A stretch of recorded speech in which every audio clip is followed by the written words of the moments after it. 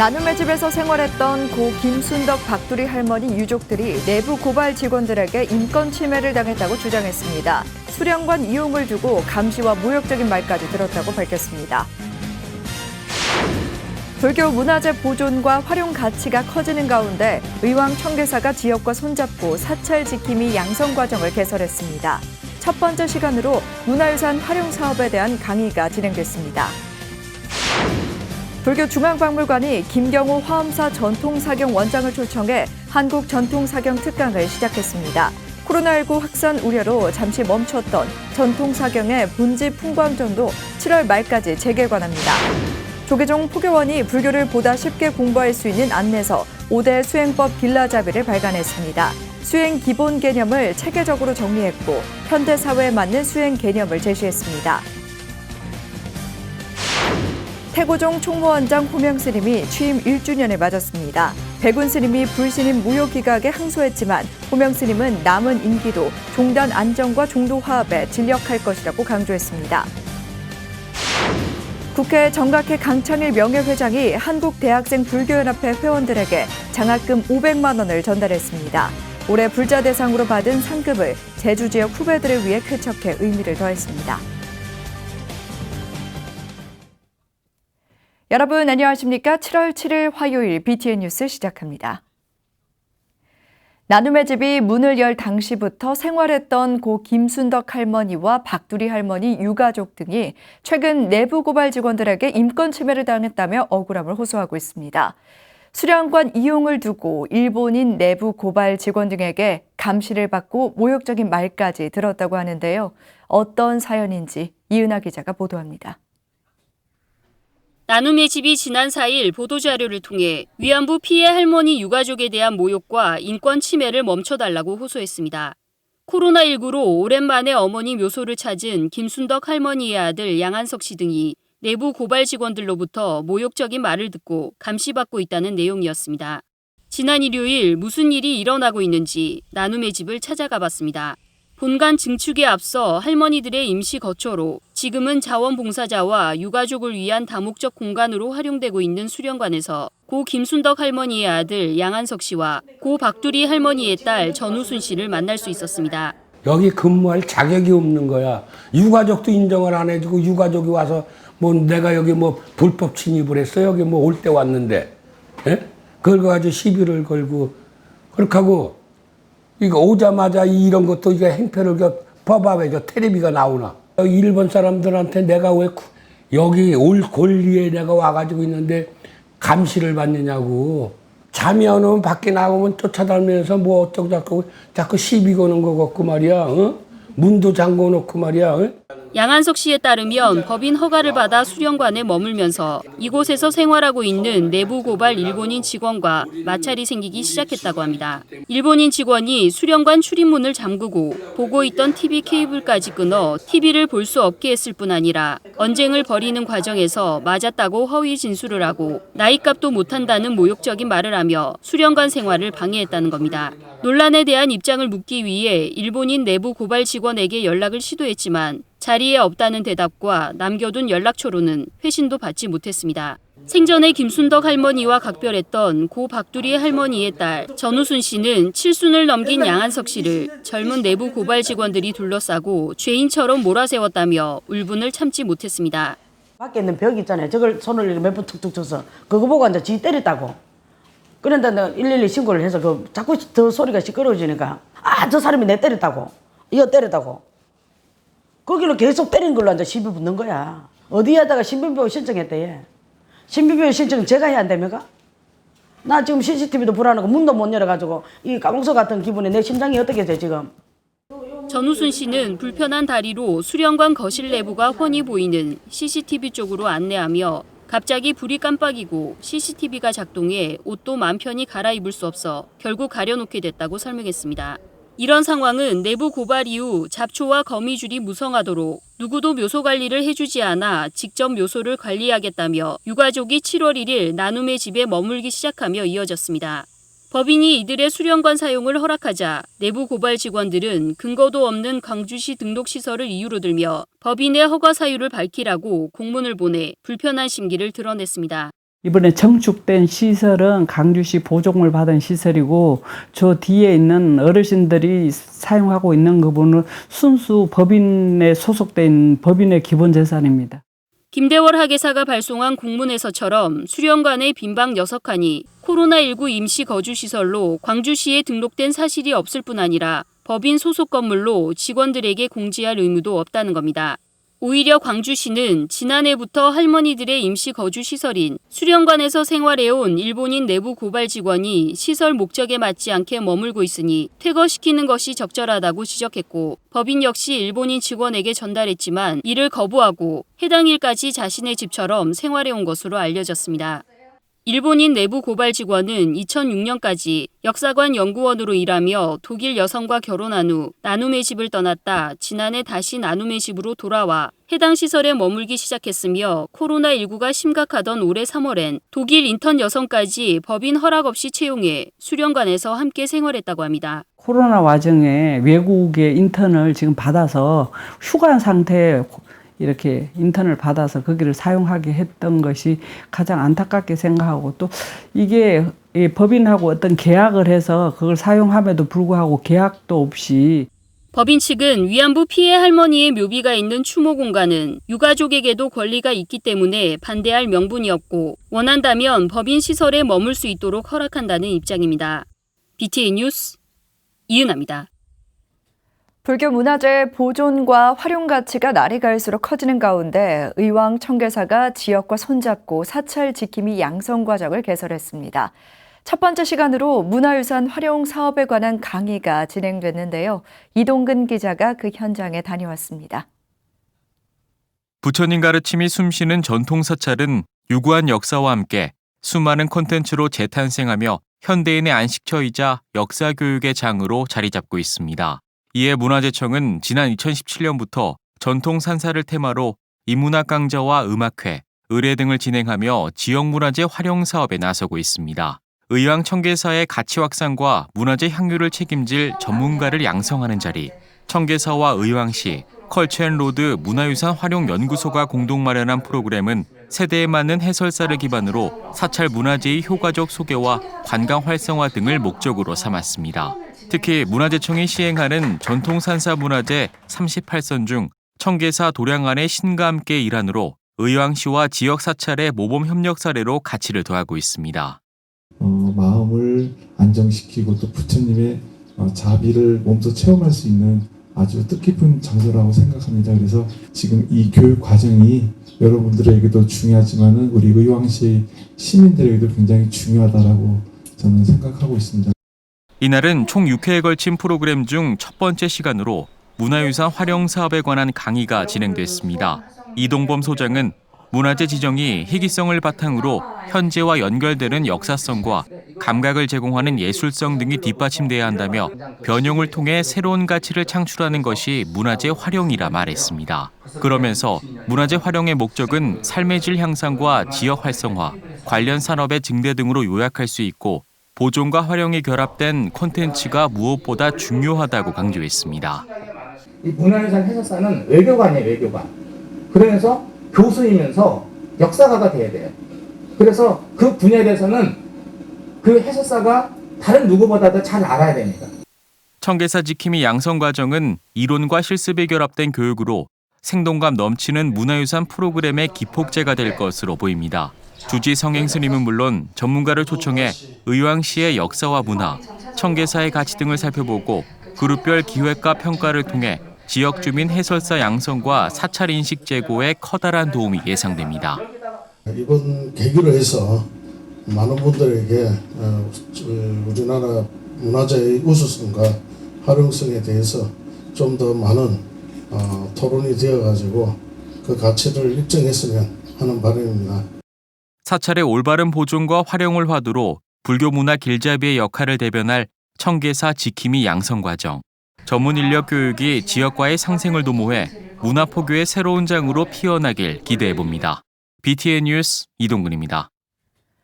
사경장이 국가무형문화재로 지정되고 김경호 화엄사 전통사경원장이 보유자로 인정 예고됐다는 소식 전해드렸는데요. 불교 중앙박물관이 한국 전통사경 특강을 시작했습니다. 코로나19 재확산 우려로 잠시 멈췄던 전통사경의 본지 풍광전도 7월 말까지 재개관합니다. 정준호 기자입니다. 사경을 수행의 방편으로 삼아 불제자로 거듭나고 있는 한국사경연구회 회원들과 불자들이 한국불교역사문화기념관을 찾았습니다. 전통문화 공연장에서 진행되는 한국전통사경 특강을 통해 한국전통사경의 역사와 예술성, 수행 방편으로서의 가치, 사경의 목적 등을 배우기 위해서입니다. 국가무형문화재 사경장 보유자로 인정 예고된 김경호 화엄사 전통사경원장은 특강을 찾은 사람들에게 한국 전통사경의 목적에 대해 설명했습니다. 사경 수행의 목적을 전법과 수행, 연불, 법보시 등 총 10개로 분류하고 사경의 역사와 문화 등 재반 지식도 전달했습니다. 현재 남아있는 유물로는 1006년에 제작된 대구적경 번제 32인데 그게 지금 일본의 중요 문화재로 지정이 돼 있는데요. 그게 고려시대에 지금 남아있는 사경 유물로서는 이제 가장 오래된 그 유물이고요. 불교 중앙박물관장 탐문스님은 코로나19 재확산 방지 차원으로 중단됐던 전통사경의 본지 풍광전을 7월 말까지 재개장한다고 밝혔습니다. 그러면서 보물 1040호, 화엄사 석경을 비롯해 한국사경연구회 회원들의 사경 작품들의 가치를 강조했습니다. 여러분도 전시를 보시는 분도 있고 못 보시는 분도 있겠지만 한번 그냥 그림 보듯이 스쳐가듯이 보지 마시고 그걸 자세히 한번 관찰해서 보십시오. 그러면서 나라면 내가 이렇게 할 수 있을까? 역지사지의 마음으로 한번 그걸 보게 된다고 한다면은 아마 그 가치라든가 그런 어려움들이 아마 다르게 다가오지 않을까 하는 생각이 들어요. 강의에 참가한 불자들은 수행의 방편으로 하고 있는 사경을 왜 해야 하는지, 어떻게 하는지 큰 도움이 됐다며 만족감이 높았습니다. 수업 들으면서 글쎄 저희들이 잘 모르고 그냥 사경을 하는 경우도 있는데 예전부터 해왔던 그 방식들이 어떤 건지 자세히 좀 알고서 하니까 아무래도 사경하는데 또 보탬이 되고 그다음에 그게 좀 넓힌다면 좀 제 그 사경하는 그것이 다른 사람한테도 행복하고 하는데 성불하고 하는데 보탬이 되라고. 한국전통사경 특강은 총 4회에 걸쳐 진행되며 오는 27일에는 금사경 제작시연회도 선보일 예정입니다. BTN 뉴스 정준호입니다. 초심자들이 불교를 보다 쉽게 공부할 수 있는 안내서가 나왔습니다. 조계종 포교원이 발간한 5대 수행법 길라잡인데요. 수행에 대한 기본 개념을 체계적으로 정리했고 현대 사회에 맞는 수행 개념을 제시했습니다. 이석호 기자입니다. 조계종 포교원이 제가불자들의 수행 안내서인 불교 5대 수행법 길라잡이를 발간했습니다. 불자라면 누구나 수지해야 할 계율을 비롯해 한국 불교의 전통적 수행법인 간경과 연불, 참선 등이 실려 있습니다. 뿐만 아니라 대승불교의 근간이 되는 보살행도 포함시켜 불자들의 실천 덕목을 총망라했습니다. 이 수행의 종교가 수행의 지침서가 없다라고 하는 것이 말이 되지 않는 것이죠. 집신서뿐만 아니라 그 지침서에 의해서 지도자들이 배출이 돼서 지도를 할 수 있어야 이게 수행의 종교가 자기의 정체성이 올바로 서게 되는데 그런 것이 없었다는 것이죠. 책에는 짧은 경전 구절을 실었고 부처님 말씀을 초심자가 쉽게 볼 수 있도록 현대에 맞게 해석했습니다. 이와 함께 수행에 대한 기본 개념을 체계적으로 정리하고 토의 등을 통해 모임을 만들어 자유롭게 공부할 수 있도록 했습니다. 불교 5대 수행법 길라잡이는 현대사회에 맞는 수행 개념을 제시하고 계율 수행에서는 삼치 정계 개념을 적극 활용했습니다. 5계를 예로 불살생계 20가지를 비롯해 불투도계와 불사음계, 불망어계, 불음주계 등 총 90가지 실천 항목을 제시했습니다. 특히 보살행에서는 사회적 보시와 사회적 실천 개념을 통해 사회복지 시스템이나 시민운동에 대한 불교적 시각도 보여주고 있습니다. 포교원은 초심자들이 자신에게 적합한 수행법을 찾고 그 분야 전문가 스님들을 찾아 더 깊이 있는 수행을 익힐 수 있도록 하는 데 중점을 뒀습니다. 보살행이라고 하는 것이 우리 수행법으로 구분짓지 않았는데 이게 우리 대성불교 중심수행법이라고 하는 것으로서의 중요하게 수행의 중심이 되어야 된다라고 하는 것. 이것이 이제 또 사회적 실천이라고 하는 것으로 확장된다라고 하는. 포교원은 포교사단을 비롯한 포교 신행단체 등의 불교 5대 수행법 길라잡이를 파일로 배포하고 홈페이지에 게재할 계획입니다. 향후 보다 심도 있게 공부할 수 있도록 이론적 부분을 보강해 불교 5대 수행법 지침서를 하반기에 펴낼 예정입니다. BTN 뉴스 이석호입니다. 태고종 총무원장 호명 스님이 취임한 지 1년이 됐습니다. 지난 종회에서 종단 사태가 사실상 종식됐다고 선언했지만 항소기일 마지막 날 백운 스님은 결국 항소했습니다. 호명 스님은 종원종법 원칙에 따라 남은 임기도 종단 안정과 종도 화합에 전력할 것이라고 강조했습니다. 하경목 기자입니다. 태고종 총무원장 호명 스님이 취임 1주년을 맞아 기자간담회를 열었습니다. 호명 스님은 취임 후 지난 1년 동안 종단이 안정화에 접어들었다고 평가하고 남은 임기도 기본 철학과 원칙으로 종단 안정과 종도 화합에 진력해 나가겠다고 밝혔습니다. 1년 동안 총무원 종단을 운영하면서 어려운 것들도 많이 있었지만은 이건 열심히 우리 부원장 스님을 비롯해서 부장 스님들 또 소임을 맡고 있는 분 정무위원들이 같이 정무직원들까지 열심히 해주셔서 어느 정도 안정되어 왔다고 이렇게. 호명 스님은 전 총무원장 백운 스님의 불신임으로 지난해 6월 제27대 총무원장에 당선됐습니다. 하지만 백운 스님은 중앙종회의 불신임과 총무원장 선거를 부정하면서 호명 스님은 총무원 청사 앞 길거리에서 당선증을 교부받는 초유의 사태를 겪었습니다. 지난해 12월 제15대 중앙종회 개원과 함께 총무원장 직인을 넘겨받아 취임 6개월여 만에 종단 정상화에 첫 발을 디뎠습니다. 전 총무원장 백운 스님은 종법 절차에 불복해 사회법으로 맞섰지만 지난 6월 불신임 무효 소송이 기각되면서 설 자리를 잃었습니다. 호명 스님도 지난달 열린 제141회 임시중앙종회에서 사실상 종단 사태의 종식을 선언했지만 백운 스님은 항소기일 마지막 날 항소하면서 법적 분쟁은 현재 진행형이 됐습니다. 항소를 하든 안 하든 그것은 중요하지 않다고 생각합니다. 우리 정단에는 정원과 정법이 있고 또 내기로 총무원법을 규정해서 있기 때문에 그 법에 의해서 열심히 종단을 운영할 것이다. 태고종은 포스트 코로나에 대비해 종단 정체성을 재확립해 대외적인 종단의 위상을 높이기 위한 계획 수립에도 적극 나서겠다고 밝혔습니다. 또 다음 주 예정된 원로회의에서 차기 종정을 추대하는 등 종도 화합을 위한 체계를 갖추고 총무원장으로 임무를 담대히 수행해 나가겠다고 재차 강조했습니다. 종회도 안정됐고 또 종회에서도 모든 저기를 했고 또 후보는 후보대로 열심히 이제 일을 해가고 있고 또 원로회의도 이제 며칠 있으면은 구성이 완전히 될 것이고 그렇게 되면은 종단은 누가 크게 방해만 하지 않는다면은 안정되도록 하지 않을까 이런 생각이 듭니다. 누구도 겪어보지 못한 코로나 시대를 맞으면서 태고종이 그동안 추락한 종단의 위상 회복을 위해 어떤 특단의 조치를 내놓을지 주목됩니다. BTN 뉴스 하경목입니다. 국회 정각회 강창일 명예회장이 대불련 재학생 후배들에게 장학금을 전달했습니다.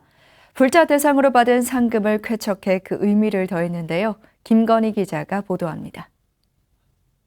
2004년부터 16년간 국회의원으로 봉직하며 국회 불자위원 모임인 정각회를 재건하고 국정감사 우수 상임위원장상, 대한민국 헌정대상 등 국가와 국민들을 위해 헌신한 강창일 정각회 명예회장, 개발제한구역 내 전통사찰 시설 개보수와 12.7 범납 피해자 명예회복 등에 관한 법률 개정 등에 기여한 공로를 인정받아 올해 불자 대상을 수상한 강창일 명예회장이 상금 500만 원을 대불련 제주지부 재학생들에게 전달했습니다. 자기의 구제도 좋은데 사회 구제, 자기 심은 게 사회 구제거든요. 화제, 또 중도 사상 이런 게 사회 구제하는 것이니까 부처님 가르침만 잘 따르면 세상은 참 좋은 세상이 된다 이렇게 확신을 하고 있습니다. 여기서 여러분 열심히 하세요.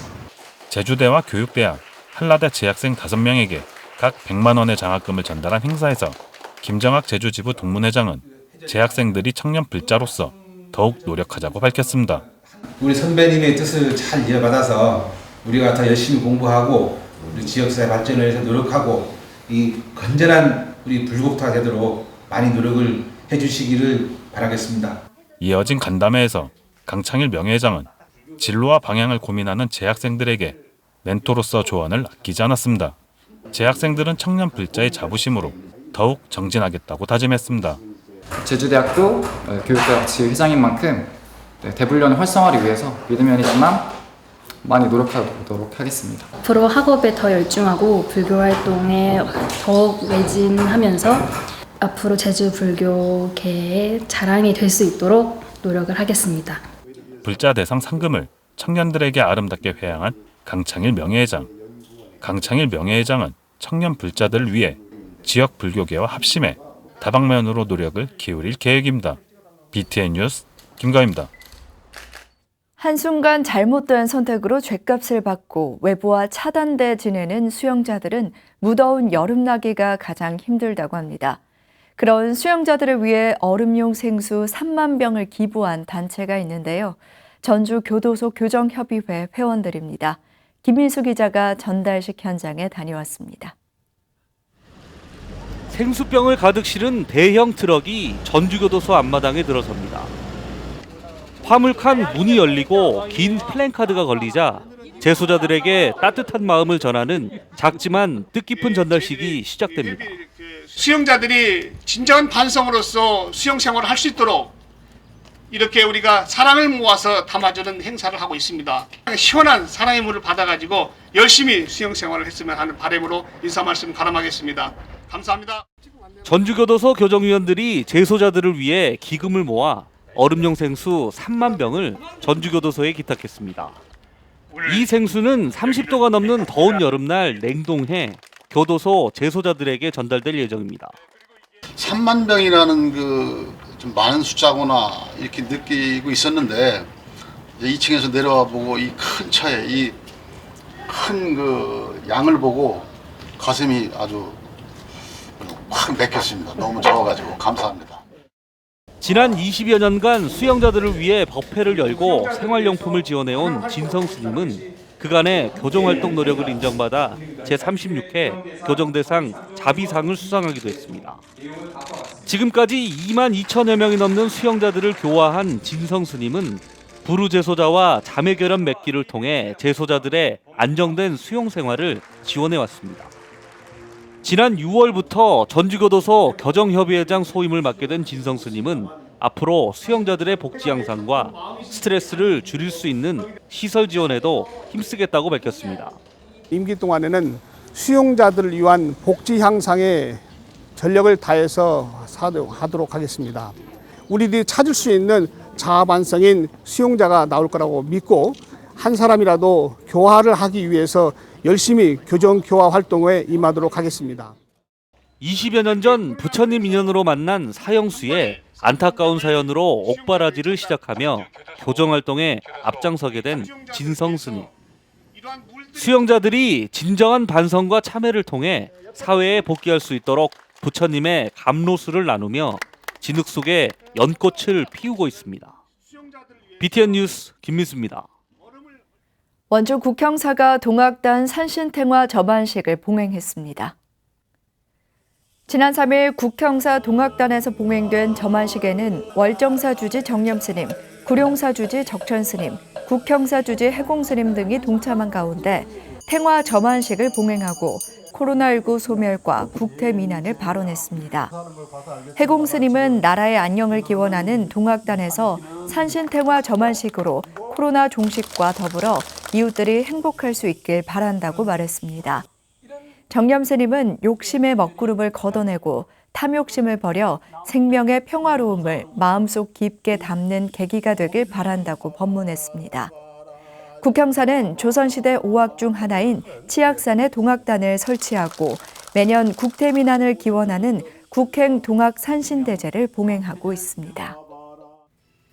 화요일 7시 BTN 뉴스를 마칩니다. 함께 해주신 여러분 고맙습니다.